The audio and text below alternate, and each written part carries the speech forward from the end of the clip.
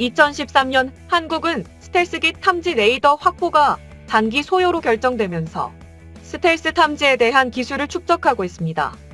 2016년 업체 주관 응용 연구 개발 시작 2019년 12월 차기 공중 감시 체계의 개발 성공으로써 한국은 세계 네 번째로 스텔스 탐지 레이더를 보유한 국가가 됐습니다.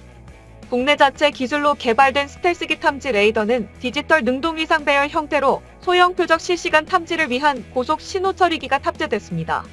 TBD 탐지 거리 수백 개, 탐지 표적 수백 개, 추적 표적 수십 개 RCS 값에 0.00제곱미터라고 공개했는데요.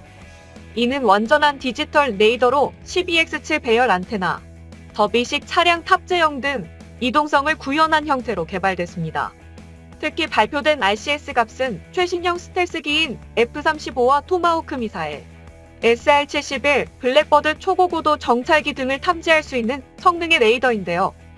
F-35 스텔스기가 우리 공군에 배치되기 시작한 점과 2015년에 러시아 원천 기술의 콜추가 레이더 확보 등과 연계해 개발됐기 때문에 스텔스 탐지에 대한 성능은 다른 군사 선진국들과 비교해도 우위에 있을 정도입니다. 이를 개발한 하나 시스템은 이 레이더의 용도가 탐지 목적과 요격을 위한 추적 그리고 유도 목적의 레이더로 개발한 상황인데, 이와 더불어 하나 시스템은 공식 SNS를 통해 적의 레이더를 사전에 탐지, 분석해 효율적인 항공작전을 지원하는 전투기 탑재형 TAC-ELINT도 공개했습니다. 이는 전자전을 염두에 둔 정찰 자산으로 구체적인 재원과 성능에 대해서는 언급하지 않고 있지만, 이마저 실전 배치된다면 한국은 스텔스 탐지 능력뿐만 아니라 전자전에도 대응할 수 있는 전략 자산을 확보하게 되는 것입니다. 현재 대한민국은 스텔스 레이더 개발에 박차를 가하고 있는 상황입니다. 그런데 여기에 꿈의 레이더라고 불리우는 양자 레이더도 개발하고 있는 실정입니다. 그렇다면 한국의 양자 레이더 개발은 어느 수준까지 도달해 있을까요? 스텔스 항공기는 특수 도료 및 기체 설계를 이용하여 전파를 흡수하고 편향시키기 때문에 전통적인 방식의 레이더로는 탐지가 되지 않습니다. 그래서 이런 문제점을 해결하고자 양자 레이더가 개발 추진된 것입니다. 양자 레이더는 기존의 고출력 레이더와 달리 양자 에너지를 단일 광자 수준으로 쪼개서 사용하는데요. 이렇게 되면 출력이 매우 낮아 상대에게 탐지되지가 않는 것이 특징입니다.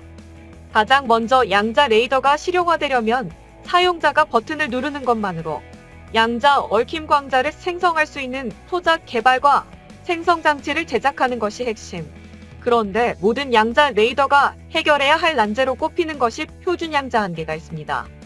얽힌 양자가 생성되는 비율이 생성되는 전체 양자의 제곱근의 비율로 감소하는 양자의 특성이 그것인데요. 양자 물리학적 원리인 양자 불확정성 원리로 이를 발견한 이에 이름을 붙여 하이젠베르크 한계라고 부릅니다. 한편 국내 연구진은 양자광원 소자의 광자쌍 생성 비율을 높이고 전파 손실률을 낮추며 연산 결과의 신뢰도를 99% 이상으로 높이는 연구 중점을 두고 있습니다.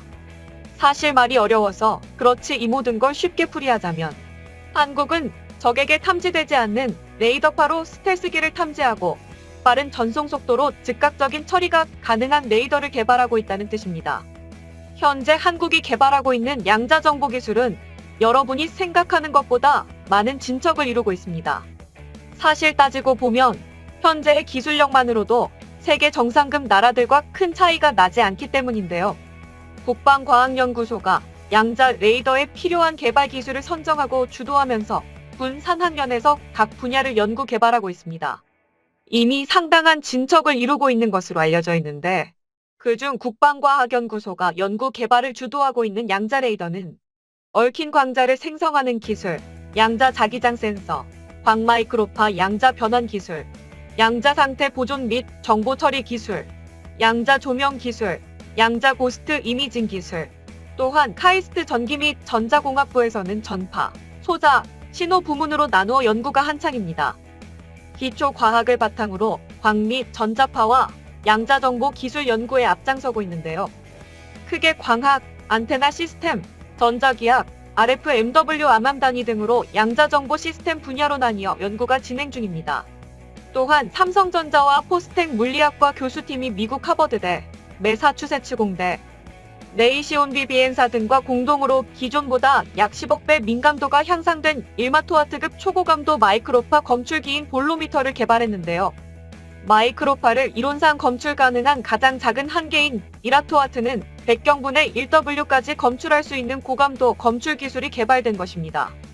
이와 함께 한국전자통신연구원 양자광학연구실 연구진도 광자를 이용해 상온에서 양자통신을 구현하는 데 필요한 양자 회로를 개발했습니다.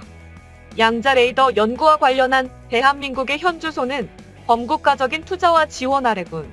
산, 학, 연이 합심의 양자가 가진 특성과 한계를 극복하기 위해 양자 소자 소재 개발, 검출, 보존, 증폭, 양자통신과 양자컴퓨팅 기반 기술 연구가 활발히 진행 중 상당한 진척과 성과를 보이고 있어 다른 군사 선진국들도 한국의 양자정보 기술을 놀라워하고 있습니다. 통상적으로 요격 레이더는 직진성이 강한 S 또는 X밴드인 3에서 1두지세 극초음파를 목표물에 주사해 반사되는 전자파를 이용합니다. 목표물의 위치 및 속도를 파악하고 미사일을 발사해 요격을 수행합니다. 이에 대비해 스텔스 전투기는 이런 레이더의 특성을 고려해 외형을 일정한 각도로 특수하게 설계해 레이더 전자파의 반사 방향을 빠져나가게 하거나 흡수되도록 제작합니다. 이로써 요격 레이더는 탐지가 어려워지고 연동된 미사일 발사도 불가능하게 만듭니다.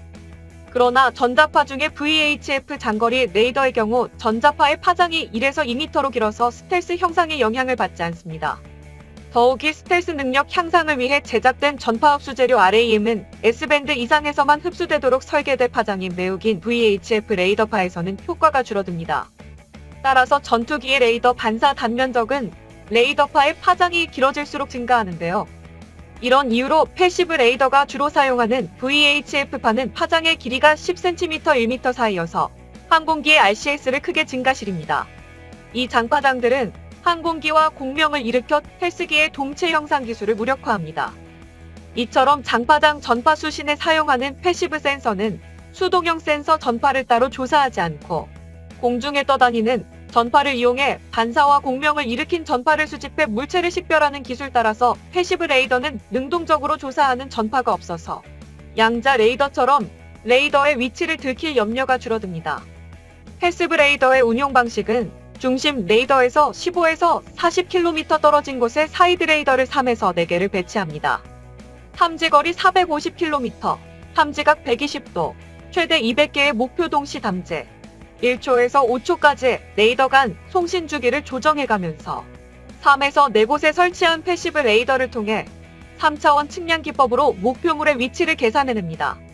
이런 레이더를 사용하면 모든 스텔스기를 잡을 수 있을 것 같지만 모든 무기체계가 그렇듯 장점만 있지 않습니다. 패시브 레이더의 약점으로 꼽히는 것이 전파 수신만 가능하기 때문에 조준이 아닌 탐지 용도로만 사용할 수 있습니다. 실제 전투기를 요격하기 위해서는 추가적인 유도용 레이더와 요격용 대공미사일이 필요하기 때문에 기존 레이더보다 상대적으로 많은 부피를 차지합니다. 2020년 기준 5G 통신 5개 분야에서 압도적인 세계 1위 국가인 대한민국은 이미 패시브 레이더를 다양하게 사용해 오고 있습니다. 패시브 레이더를 따로 설치하지 않고도 기존의 시설을 활용하는 방안을 2015년에 이미 연구를 끝낸 사실이 국방과학연구소 자료를 통해 확인됐습니다. 또한 같은 해 콜추가 패시브 레이더와 레이저빔 무기 설계 도면이 우크라이나를 통해 대한민국이 입수하면서 패시브 레이더 개발을 추진했습니다. 이를 토대로 국방과학연구소, 하나시스템, LIGNX1 등에서 연구 중인 것으로 알려졌는데요. LIGNX1은 국가 연구개발 과제를 받아 러시아, 인도 등의 관련 분야 엔지니어들을 고용하여 가장 적극적으로 연구 중인데요. 이런 사실들은 모스크바의 언론을 통해 보도되기도 했는데요. 한국은 스텔스 레이더를 개발한 지 5년이 지난 2020년 3월에는 하나시스템과 전자통신연구원이 공동으로 세계에서 4번째로 소형 스텔스기 탐지가 가능한 초단파 레이더를 국내 기술로 개발에 성공했습니다. 그만큼 한국의 대스텔스 탐지 기술은 세계 정상급의 기술력을 보유하고 있는 상황인데요. 또한 이런 기술을 활용해 현재 한국은 새로운 시스템으로 탐지 영역을 넓히고 있는 상황입니다. 우리 군은 수도권, 휴전선 및 대전 지역의 디지털 TV, DMB, 라디오 중계소 등 강한 전력을 소모하는 기지국 신호를 레이더 기술을 접목해 활용하고 있는 상황입니다. 또한 군사 분계선 주변으로 18개의 기지국에 수동형 레이더 수신기를 설치했는데 이 수신기들에서 획득된 정보들을 탐지 알고리즘을 통해 피탄 물체를 특정하는 기술을 국방과학연구소 개발했습니다. 마켓 인사이트 레포트에서 발표한 군사 및 민간 항공용 패시브 레이더 시장 분석과 글로벌 전망 보고서에 따르면 2023년 말까지 패시브 레이더 기술 투자는 100억 달러 이상의 매출을 올릴 것으로 추정했습니다. 현재 패시브 레이더 시장은 아직 초기 단계에 있으며 과적인 시장성을 갖춘 시스템을 개발한 회사는 많지 않습니다. 스텔스 탐지를 위한 패시브 레이더 배치와 감시는 주로 2023년경으로 예상하면서 총 군사 레이더 지출 예산의 약 41%를 패시브 레이더가 차지할 것으로 내다봤습니다. 스텔스는 한 가지 기술이 아니라 다양한 기술이 포함된 시스템입니다. 다양한 기술로 적으로부터의 탐지를 막는 첨단 기술을 집약체를 할 수 있습니다. 또한 이런 시장에서 다크호스로 떠오르는 양자 레이더가 성공을 거두기 위해서는 미지의 분야를 개척해야 하는 어려움이 산재해 있습니다. 그런데 문제는 시간이 오래 걸린다는 것인데요. 2016년 중국이 스텔스 전투기를 탐지하는 양자 레이더를 개발해 배치했다는 발표를 하면서 각국은 그 진위 여부를 판단하지 못해 동분서주했습니다. 현재 각 나라들은 양자 레이더에 필요한 각종 기반 기술 개발에 전념하는 분위기입니다. 중국의 설불은 발표는 오히려 스텔스기 개발국들에게 스텔스 탐지 방어 기술을 강화시키는 계기가 되고 말았습니다. 그런데 전혀 생각하지 못한 한국이 이 분야의 강자로 등장하면서 군사 선진국들은 매우 당황스러워하고 있습니다. 한국은 꾸준히 패시브 레이더와 양자 레이더의 기술을 축적하면서 개발 선도국으로 나아가고 있는 상황인데요. 이런 모습은 비단 우리 적성국뿐만 아니라 한국의 주변국들도 우리의 능력을 부러워하며 놀라워하고 있습니다. 이런 결과는 한국이라는 나라가 사전에 이런 기술들을 미리 준비했기 때문입니다. 또한 정부와 기업이 혼연일치된 모습으로 개발에 매진했기 때문에 이런 놀라운 결과를 만들어낸 것입니다.